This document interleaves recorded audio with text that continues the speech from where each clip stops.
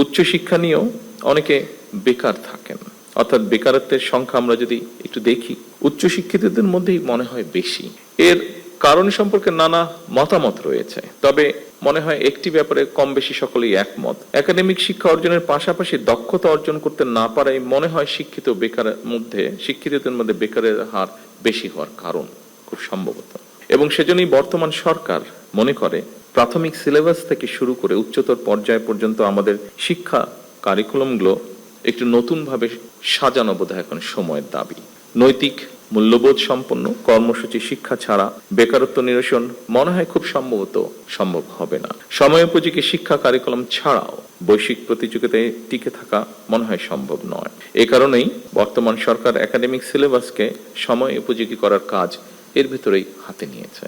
উচ্চশিক্ষা ব্যবস্থাকে সময়োপযোগী করতে বর্তমান সরকার অ্যাপ্রেন্টিসশিপ, ইন্টার্নশিপ এবং ইন্ডাস্ট্রি একাডেমি এটার সহযোগিতা বাড়ানোর জন্য চেষ্টা বা উদ্যোগ গ্রহণ করছে। প্রাথমিকভাবে বিভাগীয় শহরগুলোতে অবস্থিত বিশ্ববিদ্যালয়ের সঙ্গে স্থানীয় শিক্ষা ও ব্যবসা প্রতিষ্ঠানের সম্পর্ক স্থাপন করার এই কার্যক্রম শুরু করার উদ্যোগ সরকার নিচ্ছে, যার ফলে আমরা মনে করি শিক্ষার্থীগণ পুঁথিগত বিদ্যা অর্জনের পাশাপাশি হাতে কলমে শিক্ষা লাভ করে শিক্ষার্থী অবস্থাতেই কর্মদক্ষতা অর্জন করতে সক্ষম হবেন। ফলে শিক্ষা জীবন শেষে সম্ভবত তাকে আর বেকার থাকতে হবে না।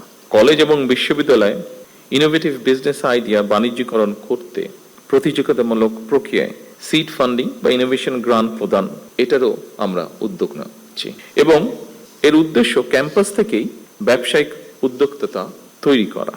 ফলে এই উদ্যোক্তারা নতুন এবং সৃজনশীল ব্যবসায়িক ধারণা বাস্তবায়ন করে দেশের অর্থনীতিতে নিশ্চয়ই অবদান রাখতে সক্ষম হবেন।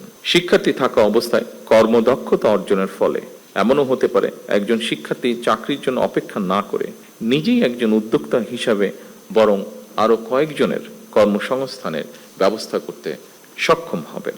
এইসব উদ্যোগ ছাড়াও সরকার উচ্চ শিক্ষা প্রতিষ্ঠানগুলোতে উদ্ভাবন এবং উদ্যোক্তা উন্নয়ন ইনস্টিটিউট, সায়েন্স পার্ক প্রতিষ্ঠার পরিকল্পনা করছে।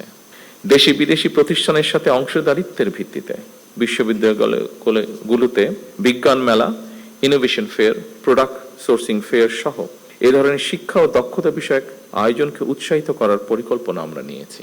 শুধু উচ্চশিক্ষার ক্ষেত্রেই নয়, স্কুল পর্যায় থেকেই সরকার শিক্ষা কারিকুলামে কারিগরি এবং ব্যবহারিক শিক্ষা বাধ্যতামূলক করার পরিকল্পনা গ্রহণ করেছে।